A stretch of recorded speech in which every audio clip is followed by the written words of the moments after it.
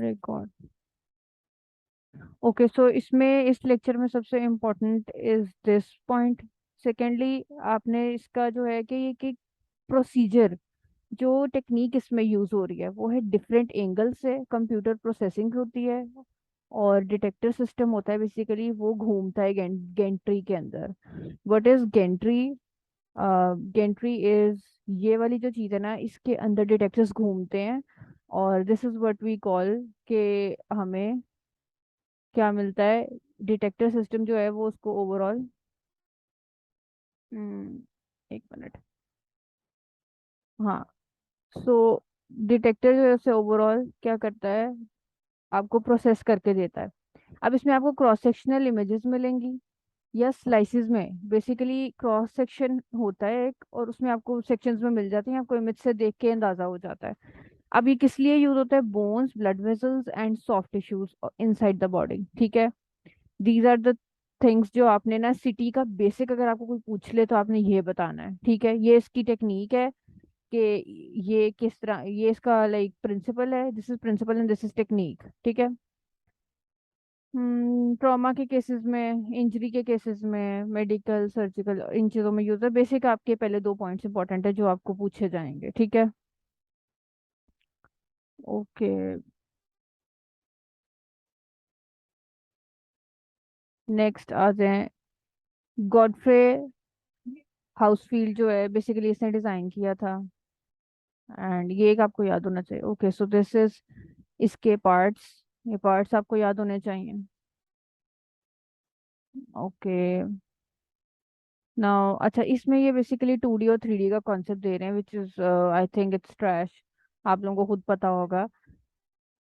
या ओके, इसमें टोमोग्राफी का देख लें कि tomos means slice and graphein means to right.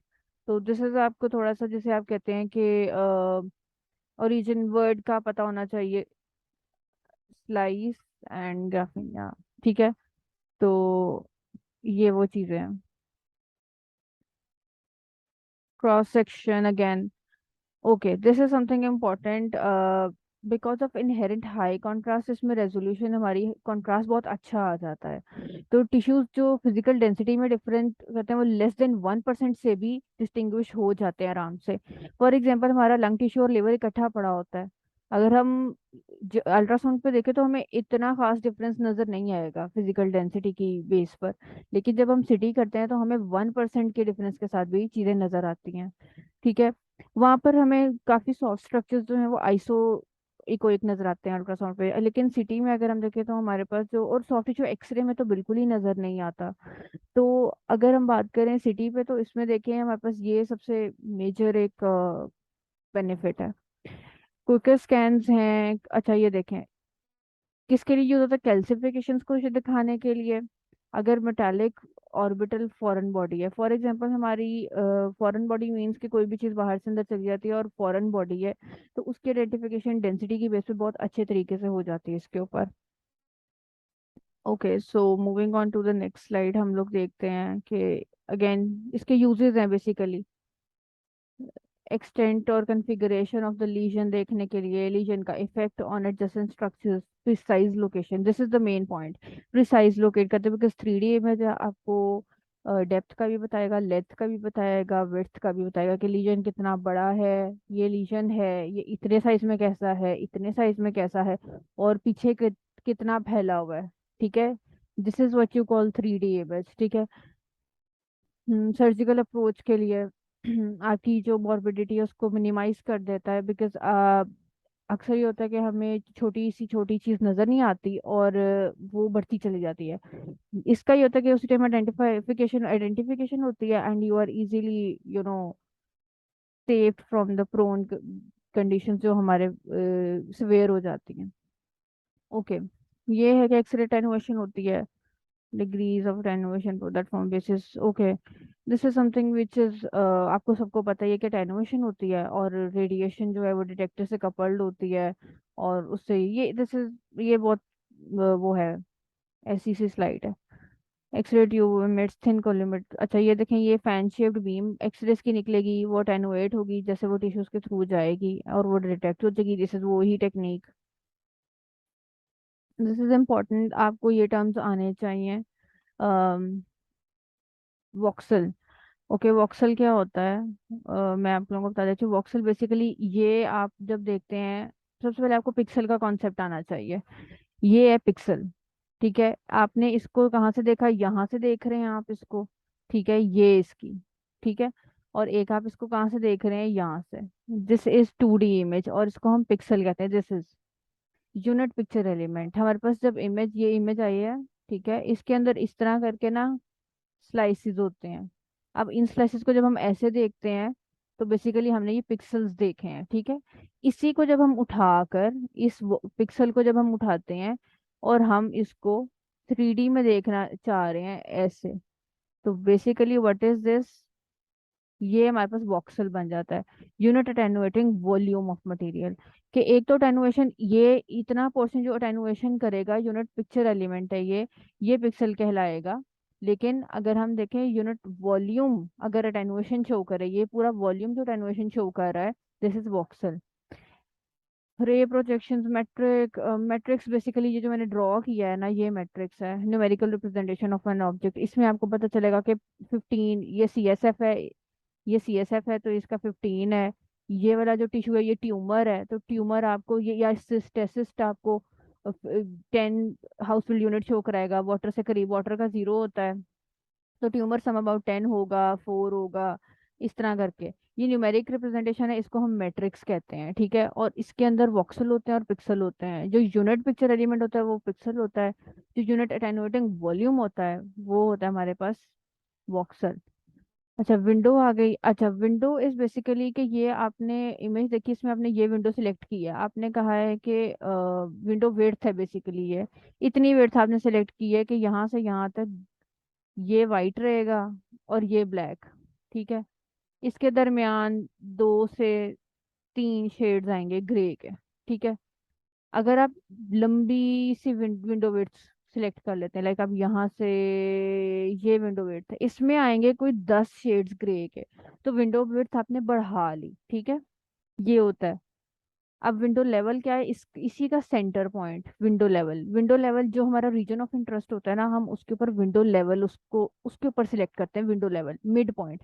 For example मैंने लंग्स को देखना है ना, तो मैंने मिड पॉइंट विंडो लेवल का जो है ना, वो लंग्स के साथ का चूज कर लेना है। ठीक है, लंग्स की अगर अटेनुएशन 400 है, क्योंकि एयर भी होती है ना उसमें 1000 विद द सॉफ्ट टिश्यू, तो हम इसको 1000 और 500 के दरमियान दरमियान, 600, 400, ज्यादा एयर है कम एयर है उसके डिपेंड, उस हिसाब से -1000 उसका एयर का है, उस हिसाब से हम लोग ना इसको जो है वो मैनेज करते हैं।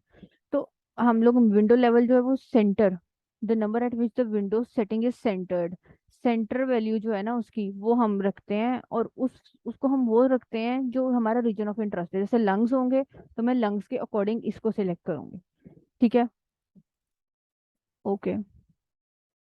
सिटी नंबर, ये you have to learn them. ठीक है, स्पेशल थिकनेस, ओके। स्लाइस की थिकनेस जो होती है वो डिपेंड करती है, आप खुद सिलेक्ट करते हो कि आपने ये ब्रेन की इमेज ली है, सॉरी ब्रेन की ये इमेज ली है, अब आपको इतने स्लाइसेस चाहिए बस, या आपको इससे भी ज्यादा स्लाइसेस चाहिए, इससे भी बारीक स्लाइस चाहिए। ठीक है, this is thinner the slice higher the resolution. जितना थिन स्लाइस होगा इतनी अच्छी, ये देखें, ये जितना थिन स्लाइस है अच्छी रेजोल्यूशन आएगी, जितना ये मोटा स्लाइस होगा उतनी कम जो है रेजोल्यूशन होगी।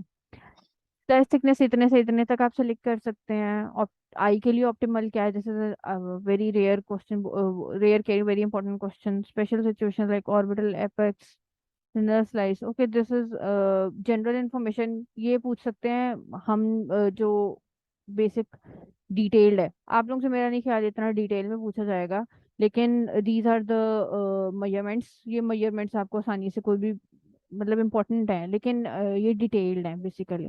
This is not general information, ये बहुत डिटेल में है। करना है तो आप करें, बट ये है कि ये डिटेल में आ जाता है। आपको आपके टीचर का अंदाजा होना चाहिए। जो टीचर जिस तरह के आपको ऊपर ऊपर से सुपरफिशियल क्वेश्चंस करते हैं तो ठीक है, नहीं तो डेप्थ में जाना है तो this is something which is important. Okay, next है brain. Okay, this is important again, ये आपको याद करने पड़ेंगे सारे। हेमरेज है, एक्यूट होगा तो आपको 70 पे नजर आएगा, लेकिन जैसे जैसे वो बढ़ता जाएगा, वो डेंस होता जाएगा, वो आपको हाइपोडेंस नजर आने लग जाएगा, नेगेटिव में उसकी वैल्यू जाने लग जाएगी। Windowing, human eye can only perceive 16 shade, this is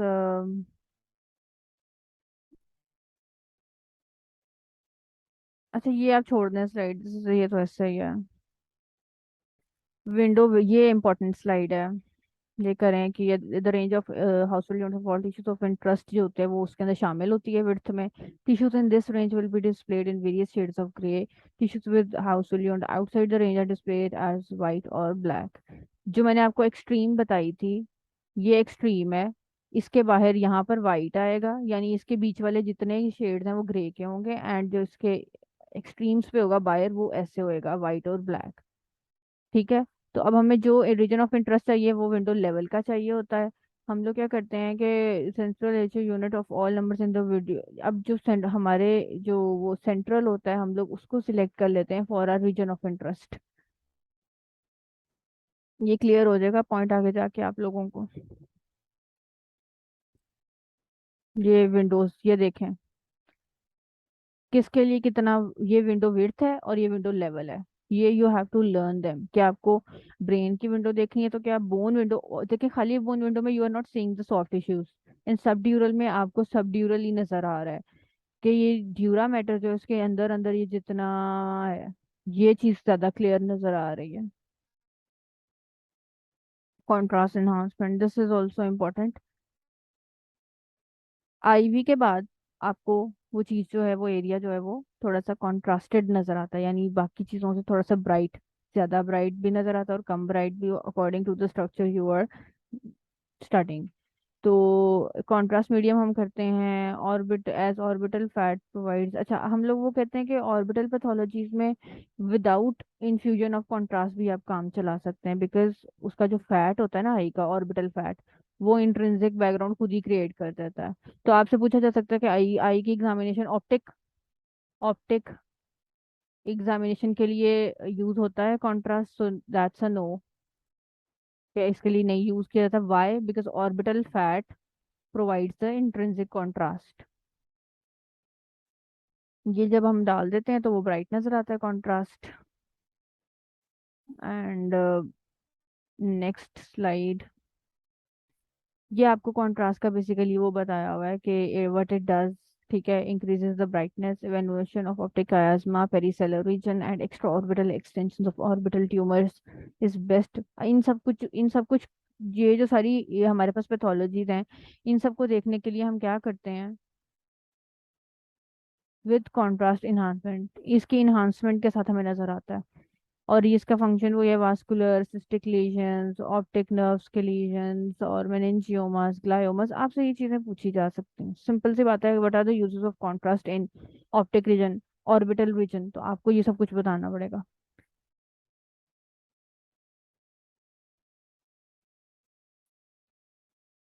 planes आ गए हैं। Hmm, okay. These are the pathological characteristic जो हम किसी भी लीजन में देखते हैं, कि हम उसके मार्जिन्स चेक करते हैं, हम उसकी बोनी चेंजेस के किसी बोन तक तो नहीं फैला, इन्हांसमेंट चेक करते हैं कि वो एक्यूट है या क्रॉनिक हो चुका है, फिजियोलॉजिक बेसिस के उसके अंदर जो है वो कोई मेटास्टेसिस हुई है या नहीं हुई, एज कितना लंबा है वो, कब से वो चल रहा है। ट्रॉमा, ट्रॉमा में आ जाते हैं, this is the most important slide, कि ये चॉइस वाला प्रोसीजर है, लाइक इसके अलावा नहीं कोई समझा जाता बेहतर फॉर ऑर्बिटल ट्रॉमा। बोनी या सॉफ्ट टिश्यू इंजरीज के लिए, हेमरेज के लिए, foreign body, these are the uses of CT. ये सिटी के यूजेस है, सिटी किस लिए यूज होता है। अच्छा मे बी, अच्छा अगर तो आपके पास इम्प्लांटेशन हुई हुई है किसी फॉरेन बॉडी की, तो ये जो है ब्लंट हो जाएगा, पेनिट्रेटिंग शो, पेनिट्रेट कर जाएगा। लाइक फॉर एग्जाम्पल अगर यहाँ पर ये हमारे पास वो है किसी बेबी का, आप कह लें एब्डोमेन है, इधर हम उसने कोई कॉइन जो है इंजेस्ट किया हुआ है, तो ये हाईली ब्राइट नजर आएगा। ठीक है, दिस इज बेसिकली ये जस्ट वो है बेसिक सी स्लाइड है। Blow out fracture, medial wall of या फ्लोर के ऊपर ऑर्बिट के कोई ट्रॉमा आ जाए तो इसलिए। यूजेस हैं basically, these are all uses. इसमें जनरल जनरल बताया हुआ, these are also just uses. Contra okay, this is something important. High radiation है इसमें, ठीक है। तो प्रेग्नेंट फीमेल्स को हम लोग कोशिश करते हैं कि फीटस को ना ये हो एक्सपोजर, क्योंकि उसके अंदर डेवलपमेंटल प्रॉब्लम्स आ जाती हैं। इसके प्रॉपर वो ना ट्राइमेस्टर्स को देखना पड़ता है कि आप किस ट्राइमेस्टर में, फर्स्ट में तो बिल्कुल नहीं कर सकते आप। और सेकंड, कोशिश करते हैं कि अगर स्कैनिंग अगर करनी है तो आप शुरू वाले ट्राइमेस्टर्स में नहीं करें, बल्कि पूरी प्रेगनेंसी में ही ना करें। अच्छा, एलर्जी अगर हो जाती है आपको कॉन्ट्रास्ट से, तो हम लोग पेशेंट को बिल्कुल नहीं कर सकते। फिर हम लोग क्या करते हैं कि कॉन्ट्रास्ट जो होता है वो चेंज करते हैं। Patient who have an allergy to IV contrast medium used in CT scan should not prefer for scans where IVCM is required to attain diagnosis. These tests include CT angiograms और abdominal। अच्छा, NGO में हम लोग contrast देते हैं, abdomen में और chest में कॉन्ट्रास्ट देते हैं। फिर इनके ये वाले जो टेस्ट होते हैं हम ये नहीं करते, हम कोई और मोडालिटी यूज कर लेते हैं। अगर रीनल इम्पेयरमेंट है तो कॉन्ट्रास्ट ने आईवी के थ्रू किडनीज में जाना है, किडनी से फिल्टर होकर यूरिन के थ्रू बाहर जाना है। अगर रीनल इम्पेयरमेंट है, आपके किडनीज ही नहीं काम करते, तो कॉन्ट्रास्ट अंदर ही रह जाएगा। और ये आराम से जो है पेशेंट को वो फैटल हो सकता है। क्योंकि इसीलिए हम लोग जब भी सीटी का प्रोसीजर करते हैं तो उसके आरएफटीज रीनल फंक्शन टेस्ट कराते हैं, क्रिएटिनिन देखने के लिए, जीएफआर देखने के लिए, और ग्लूकोज लेवल्स, क्रिएटिनिन लेवल्स, ये सारे लेवल्स हम देखने के लिए कि किडनीज जो हैं वो यूरिया लेवल्स देखने के लिए काम कर रही हैं सही से, यानी एक्सक्रीशन सही से हो रही है या नहीं हो रही। All scanners will have a wait limit. Okay, this is something which is new scanners have higher limits than their predecessor with some able to accommodate 220 kgs। Basically वो कह रहे हैं कि जो अब है डायमीटर गैंट्री का, ये is a fixed diameter and if patient cannot fit through the gantry, scan cannot be performed। This is also contraindication के patient ही नहीं फिट आ रहा तो how do we do the scan ना।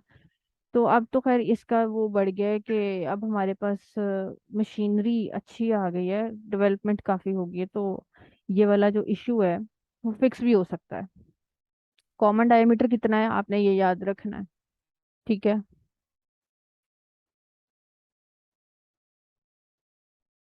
70 होता है, 70 सेंटीमीटर। ओके, तो next we slide ended. Okay, next अब हम लोग